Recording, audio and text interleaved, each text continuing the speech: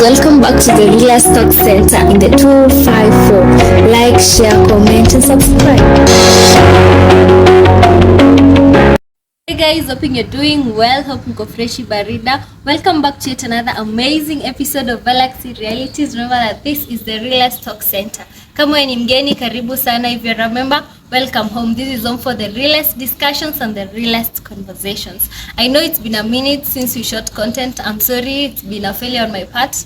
A lot happened. Ghetto, the 20s, kumaliza campus and everything. But we are back.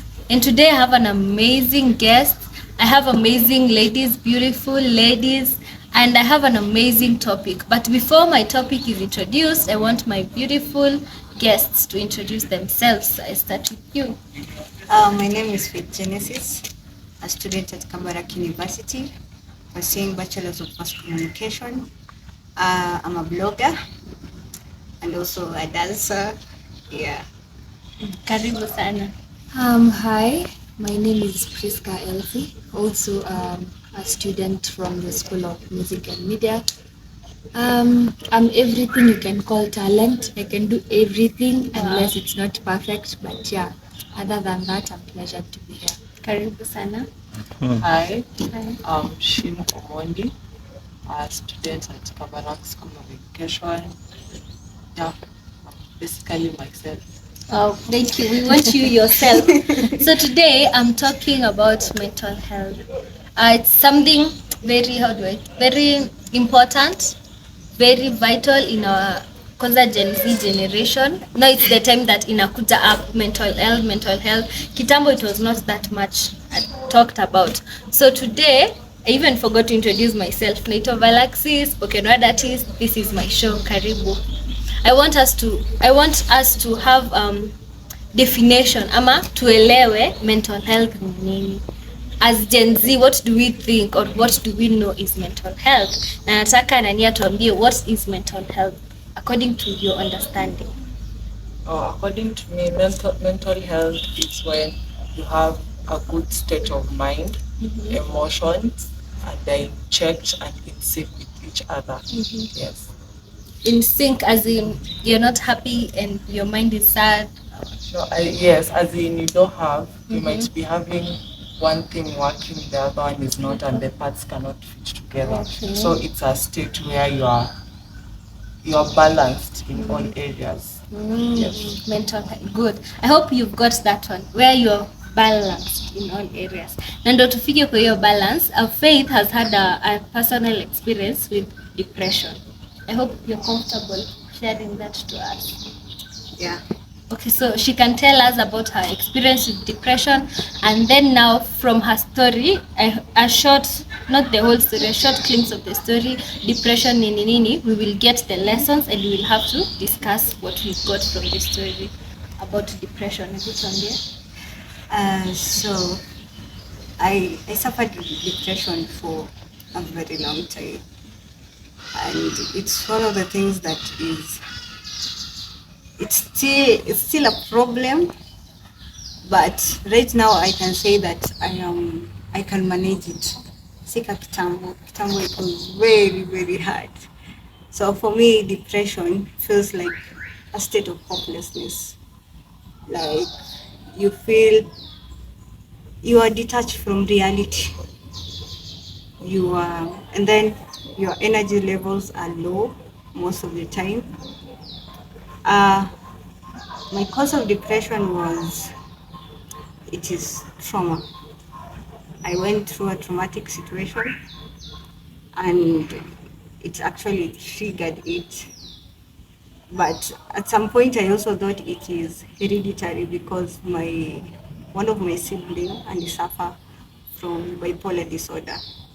And so at some point niliniuliza wazazi like, hey, nyie mko sure like maybe someone in the past alikuanga nayo, because I suffered depression, my brother suffered bipolar, and it was hard, the fact that my own brother went through that and I had to see him being taken to various mental institutions. on my part nilikuwa nikishinda nikisema I can't, siwezi trouble my own parents about my own issues. So my own depression I dealt with it mostly alone. Nijipeleka hosi, but before nijipeleke there was kuna hiyo situation you are like I do want kuna hiyo situation you're still in denial that this is not mental illness, because una feel if I label it as mental illness, that means I'm not normal. So unajuanga kuna hiyo people will start looking at you in a certain way, you have a problem. But I had to accept it. I feel like one of the things that people with mental illness wanna suffer a lot, it's because they don't accept that this is something that is existing in my life and I need to deal with it. I need to first label that this is mental illness and it's depression and I need to work on it. So like I said, it was triggered by trauma, which I didn't sikuwa nimedeal nayo for a very long time. So the moment my first worst experience is when I started having suicidal thoughts. And nakumbuka there's a day I was crossing the road na sikuangalia kama kuna gari this other side of the, because my mind was very occupied. I stood in the middle and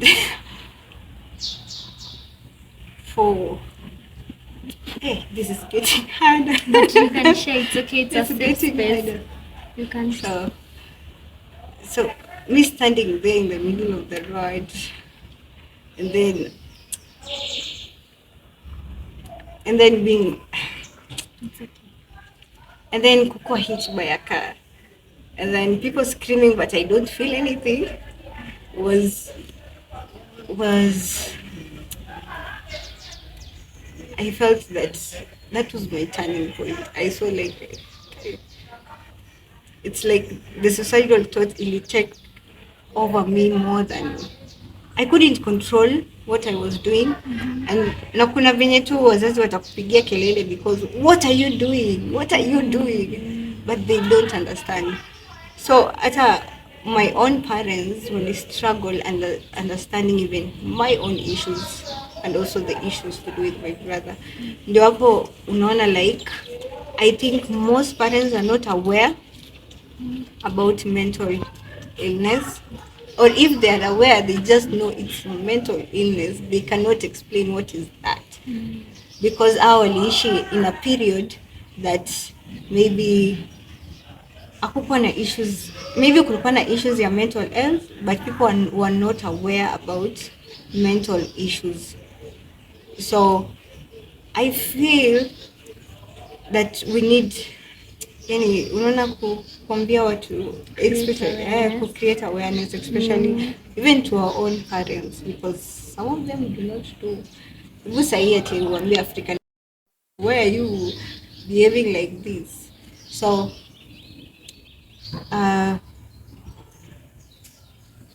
I think it's about even 7 years down the line struggling with mental illness. There are points I thought that niko sawa. There are times that I needed to use medicine to help me. Kwanza part ya medicine ilikuwa hard for me to accept, like ati nianze kutumia madawa ya antidepressant for what? And then the side effects of antidepressants, the way sometimes it can lower you. Yes, it helps with your mind to stabilize your emotions, but sometimes it can be the side effects. I didn't like it, the side effects, but siwezi demystify the fact that sometimes you also need those medicine. You don't have to use it all the time.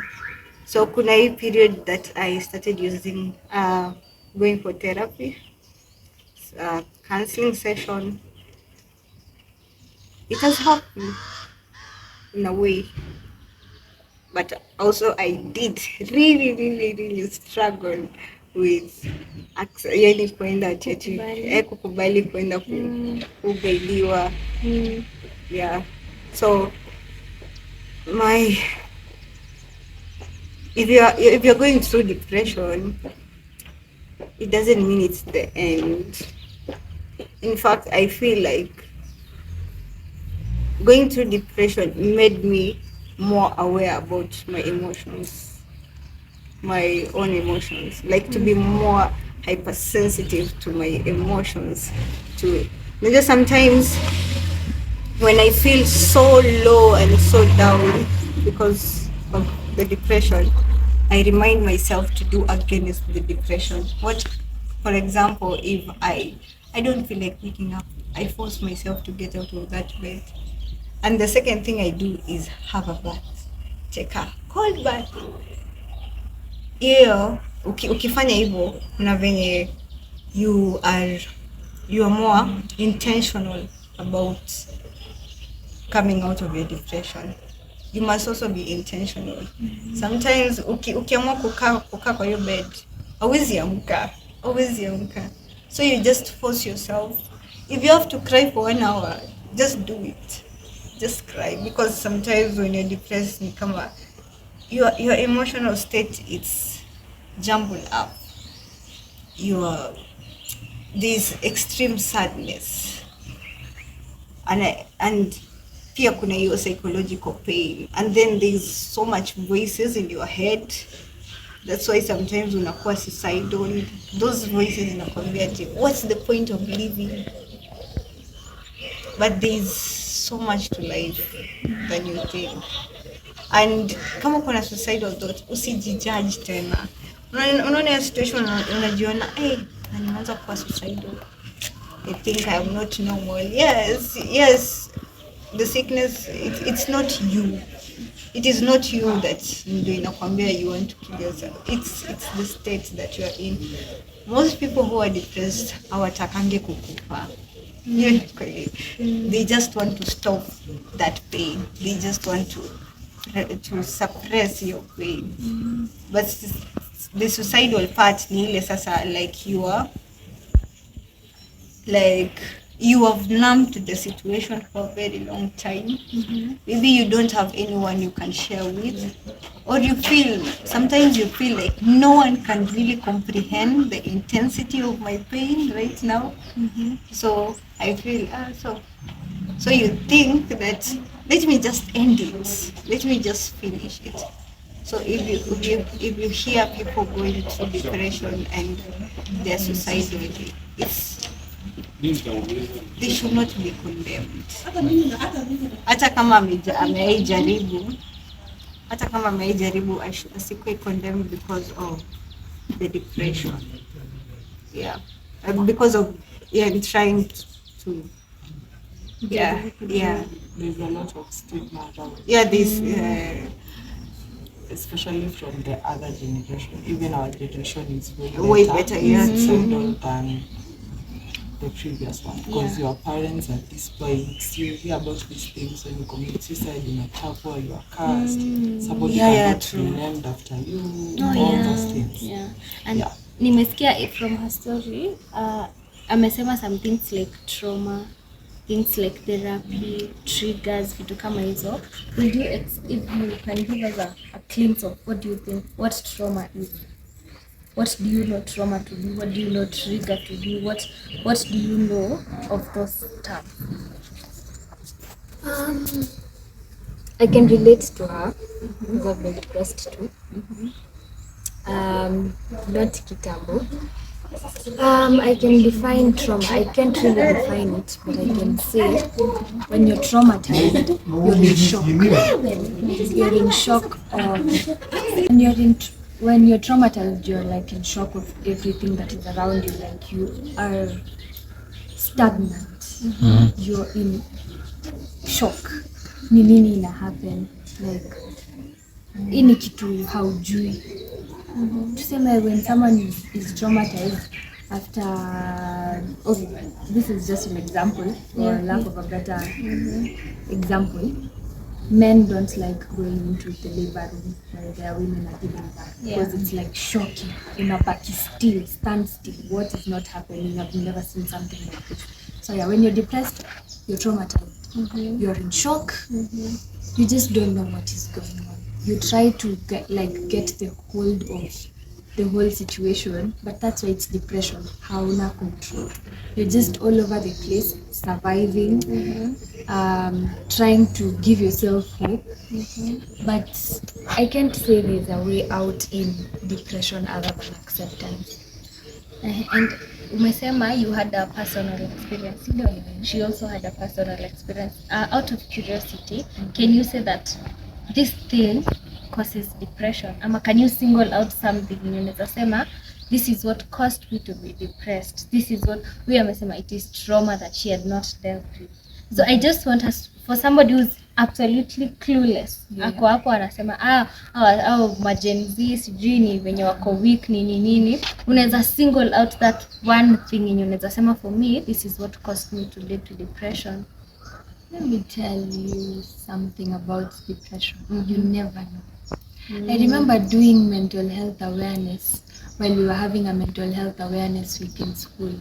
And you'd go and talk to someone and be like, ni nini mbaya? And you'd look at this person and you want to get inside their mind and know what's actually going on. But you can't. While I was depressed, I came to realize you can't even, it's the least things that can make you depressed. For me, I used to keep my cards close to my chest. When something is hurting me, I'd like close it off, shove it off, like niko sawa. But it came to blow. One time it blew up and that's where it took me 4 months down. You're in a state of mind where you just survive. You don't know what's going on. You have no idea how you went inside that, and it's taking a toll on your mind, your brain, you're losing weight. Yani si eti unaona hii kitu yenye mtu ako sad alafu anasema I'm depressed. You means a control. You can make yourself happy. Here, you like dressing, you will stand up, dress up, but you feel nothing. You like eating, stand, go buy yourself everything. I spent over 20,000 trying to make myself happy, but nothing was making sense. So there's no specific thing that you can say. I can't get depressed over love. I can't get depressed. It will come and it will catch you unaware. Na hautajua. And it from what I'm getting from you is hii depression si ya watu specific ati sasa hii mbogi ya awa ndo inashikwa hii ingine inashikwa. It's something that can get to anyone. Even our parents who think that we are weak. Yeah. I remember calling my mom, and as Shim has said, our parents' generation, the millennials, those people are like tumepitia vitu mingi. I get it wamepitia, but they brush it off because they know they survived, but they don't know they survived depression because now unajua kitambo una mention suicide, you will be beaten. Kila kitu itafanyikiwa kwako, but now for us we are in an environment where we have social media, we have therapy, we have peers, so it's something we talk about and you can really notice where but for them when we survive, the wave ile mzito inakuja, they survive, they keep pushing. That's why most of the guys wanasemanga wazee wanakufa kushinda wamama, because they normally have this thing called depression, they drink, but there's nothing that they do. And the thing, I think these millennials, they are not vocal as we are.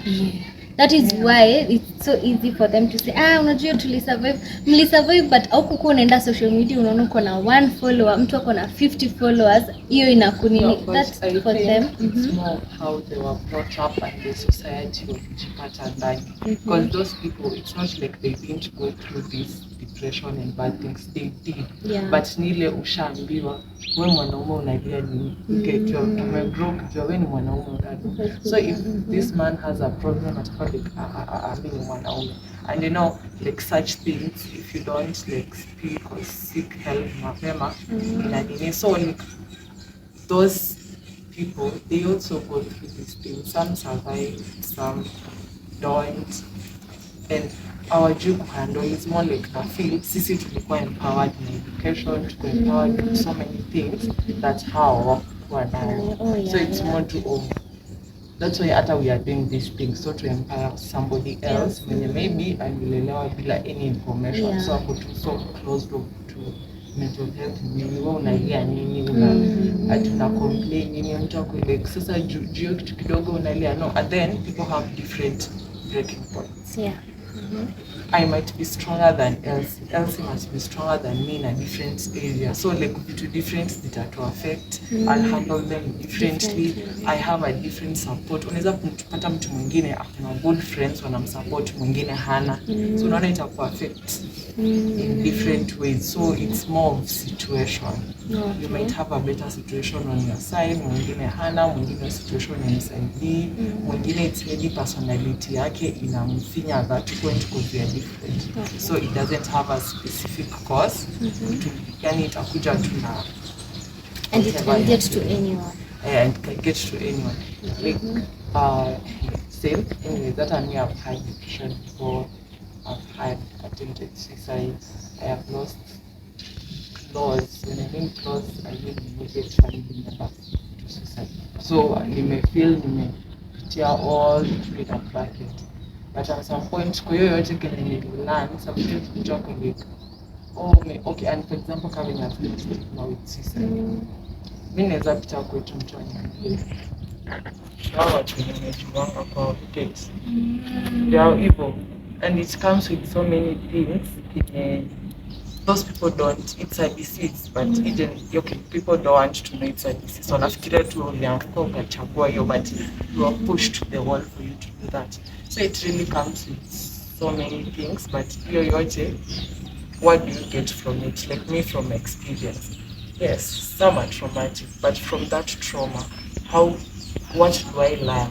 And how do I respond in case mtu anitrigger, I may get a negative thing. Nimelearn aje to handle that trauma. So it's more you learning yourself, how you handle things, how is kuna support group. Maybe you have this one friend utuna kuligia juu ya pesa, kuna mwingine wa mapenzi, kuna mwingine. So it's more way to bond and people just to know what will work for me, what will do for me. But either way, I think speaking out is really good rather than holding it. And having a community. Yeah, having a community around you. That's why you're supposed to be. Kwa tuna mabeshte 1, 2, 3 there, but don't be willing to and then independent now. At some point overwhelm and you need someone there. Yeah. And sometimes I don't drink, you need someone. I don't want to yeah, good. What I'm getting, can I add on what you said about parents? You know, some of our parents, yes, they might have gone through depression, these things. But sasa hawa waliishi ile life here, just lump it like ni life. Wacha tu tuendelee. So they never deal with these issues. And then later on, they get children. Wakipata watoto, they, whatever issues they had, they bring it to the wanaleta kwa watoto. And then the children wanakuwa depressed. So when you realize this situation, if your father used to beat your mom and you are a guy, there is high chance that you will end up being like your father. If you don't recognize your issue properly. The same way, some of these kuna parents who are depressed, even suicidal. So if some will experience that your parents commit suicide at some point, it will affect you also. Yeah. Because you will go through, it's like a vicious circle. You will go through the same if it's not dealt with. So hapo kwa issue ya parents, I feel parents should also be careful to take charge of their mental health, because you cannot just ignore na kusema ati ni life. It is not life. It's not life to cause pain even to your own children. Even for me, I was telling myself, if ever nikifika level kama sije deal completely with my issue, I don't want to have a child so that I can bring some more pain, because that is a very huge responsibility, and it will hurt you even more when you see your own child going through the same thing, ama you cause your own child to go through the same thing. So hapo kwa parents should be very careful. They should not ignore yani mental illness exist, and it's not like tuache hizi tradition inaitwaje myths where tuna believe like ati everyone who is suicidal is not strong emotionally. People who go through depression are strong. Every day they have to wake up and tell themselves, I need to move forward despite your mind telling you we cannot do it. So they are strong. So your situation, our parents should really should be very careful. And also us, we should take charge of our own lives right now. You don't choose your parents, and not forever blame our parents for it. You also have to take you're a person. Mungu alikuumba also you with your brain, with your personality. Sometimes you have bad things will always happen to you. This is life. It's you to take charge. You won't blame those. As in, for example, you went through something class 3.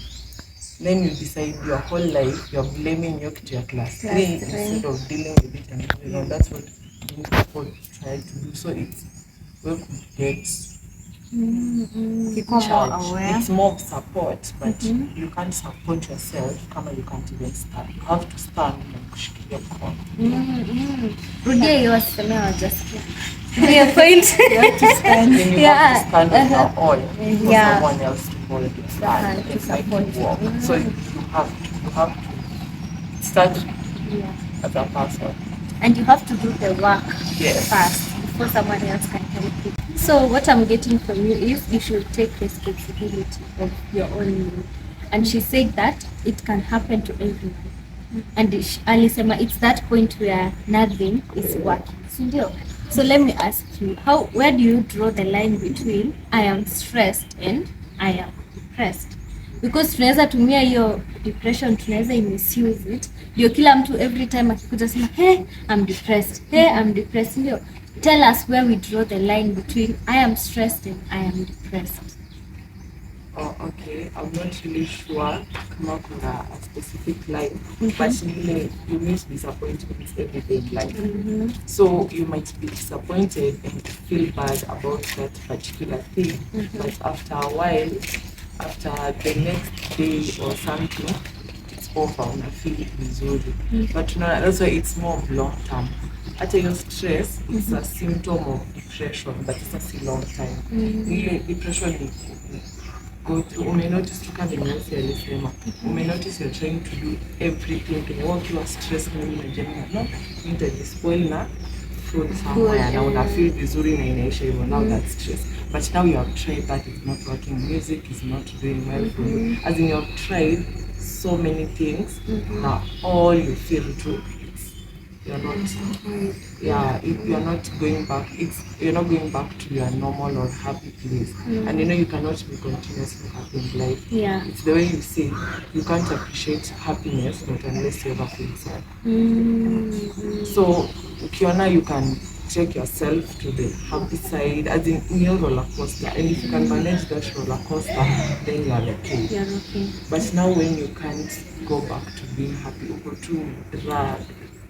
It's a series of sadness. A series of Now I get it. A series of sadness, not tunaweza sema at least this person amefika in that point of depression. So let me ask you, had a personal experience with depression. You had a personal experience with depression. Are you okay right now? Absolutely. You are 100% I okay. cannot say I'm depressed right now because at the time I used to just survive.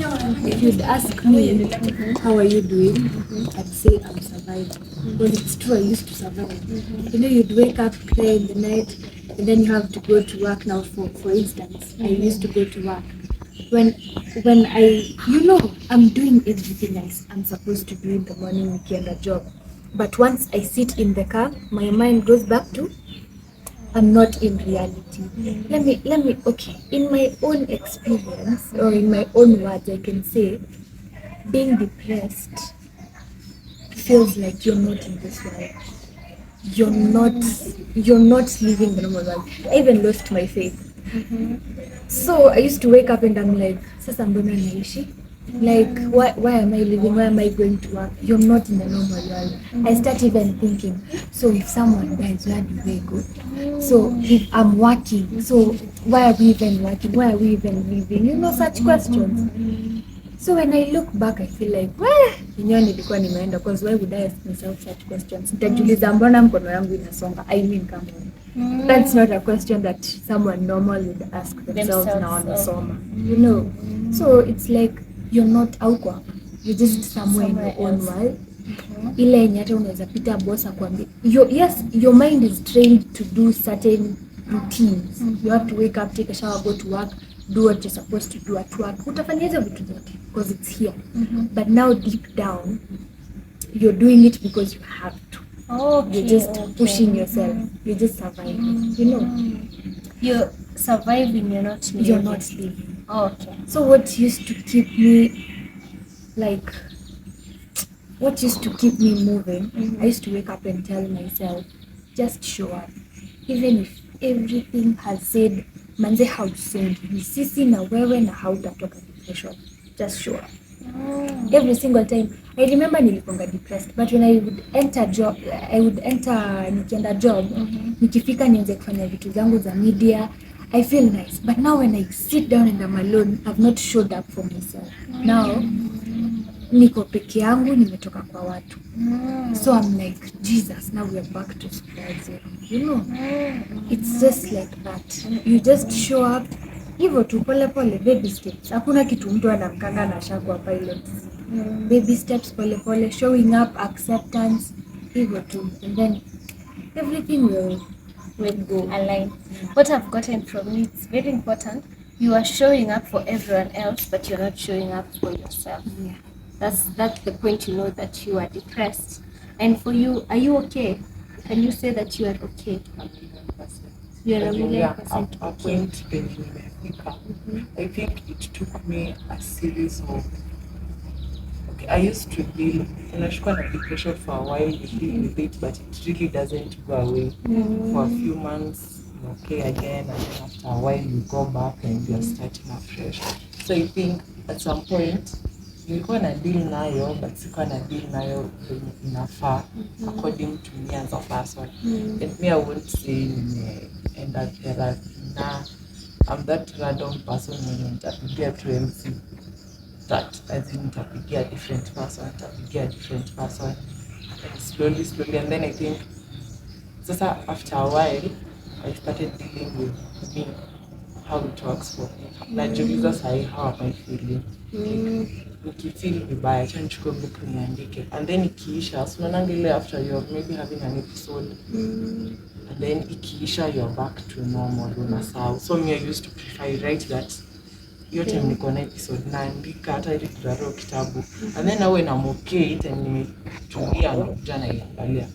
That's when your brain work sasa how to deal with it. Your time ukiwa in that pain, majorly you will deal with it. Unatafuta tu solution ya ku escape your pain, but I'll deal with it. Just find something to songesha tu kidogo, and then unaiachilia hapo. So I used to go back after nimesonga hivyo kidogo, nimefeel now I'm a bit stable. I go back and check what was I feeling, what triggered me. Maybe ni mtu aliniambia unakaa mjinga, or nini ili trigger kwanza nikafeel hivyo. Nilikuwa kwa situation gani, what was my environment, should I be avoiding that more, nini ilifanya nitulie, should I be engaging more in it, nini ilifanya ni smile, as in those such things. And then you learn it. With So I time. think me point nimefika. I wouldn't say 100% understanding of myself, but I'm 80%. So I'm in a place where I know how to handle this when it comes, this when it comes. I'm not fully happy because it's not a matter of happiness. I'm not having a perfect life, but I'm having a life that I'm enjoying living at the moment. I have those downs, but those downs they're there for me to stand again. As in, ziko tu hapo for I have to go through those downs, but I'm okay. Okay, I get you. To add on what she said about, I can't say there's a certain routine ya utaambia mtu if you're depressed kuja nikuonyesha no this is the way to ndo upone. I mean, funny because I will tell you for me what actually made me come out of depression was seeing what caused it. Wow. Very funny. Na vile wanasemanga dawa ya moto ni moto. That's actually what happened to me. And I was shocked. Because trust me, I cannot remember how I got out of it. But one thing I can remember is I encountered what made me get in there. Oh, okay. And that's And what made me now come back to the real world. I love the way you're bringing the different like aina hii life aina formula. No, At this is how she didn't go to therapy, and for you it was your encounter, and you're saying for now you're okay. For you, Faith, can you say that you are okay? You're not depressed. I'm in a good place. I cannot really say that exactly that things are perfect, but I'm in a good place. So for me, one of the signs that even I saw that one of the signs that I knew, not even I knew, other people showed it to me or told me or made me aware, is one, the fact that I lost interest in the things that I loved doing.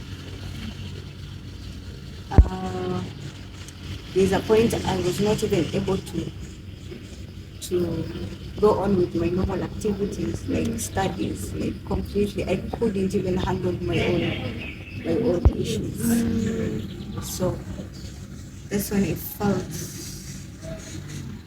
I knew there was something, but I didn't know what it was. Like she said, it's hard to be aware at first until someone tells you that no, this thing is. Have you considered that you might be going through depression? Yeah. So it's sometimes hard. It's sometimes really hard to be aware of it. But ukiona sasa things are not normal in you know that there's a problem. Because the question I was asking if are you okay? yeah, like I said, I'm in a good place. I'm still working on it. She said about friends and having a community. What are you saying? One of the books that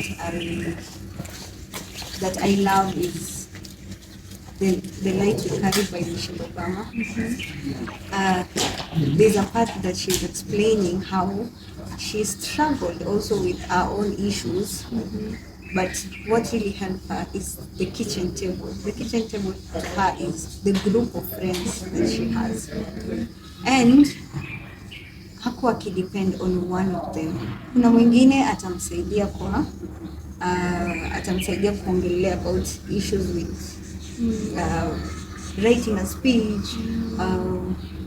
Also there are other ones when you call emotional support, because I feel when you compare your friendship, some of your friends may not understand what you're going through, and they might feel that you are a burden to them. Yeah, that's true. Because I have also experienced that. In a point I was going through depression.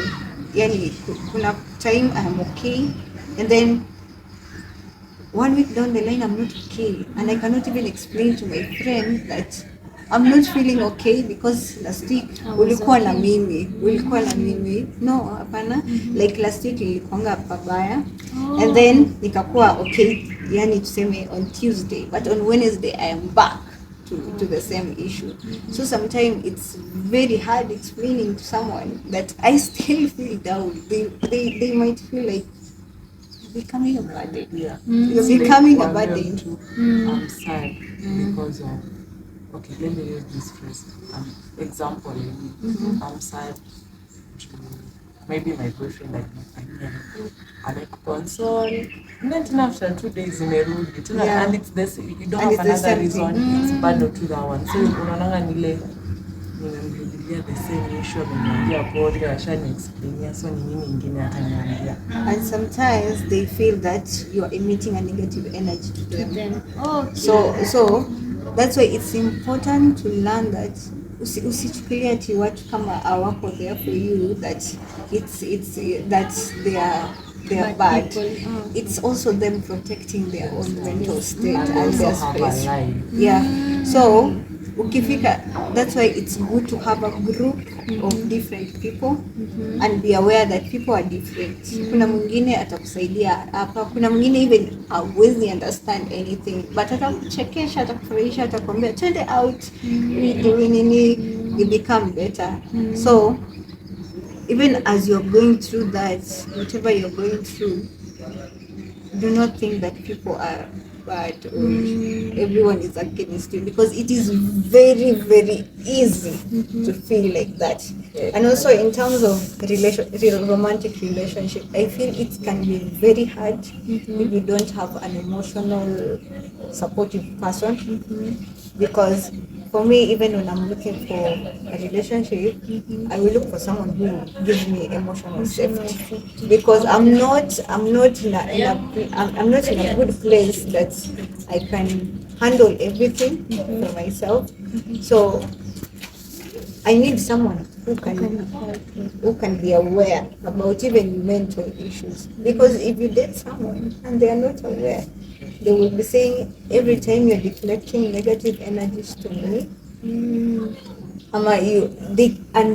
they might get tired of you. Then the next thing, things are not working out. So it's very vital, even in relationship, to be aware of your partner's mental state and help them if you can. Pesa uwezi, you can help them find assistance. Yeah. Good. What I'm getting from you is you need a community, first of all, of friends. When you amesema The Kitchen Table, you should go read that book by Michelle Obama. And another thing I'm getting is that these things are there. It's not like society, ni hallucinations, and they can happen to everyone. So I've enjoyed this conversation. I think we are not yet done. We need to have a one-on-one with each one of you. You give us like, for me, this is what I went through. For me, this is what I went through, and everything. But thank you so much for coming on board. Thank you so much for being vulnerable and sharing your story with us. We don't owe you anything, but that story that you have shared out there, I'm sure someone will relate to it and you will save a life. Maybe not today, not tomorrow, but maybe 5 years from now, mtu atakuja aseme, oh my God, this girl and this girl saved my life. So thank you so much for coming on board to Galaxy Realities. And for you who has been with us this far, thank you so much for tuning in.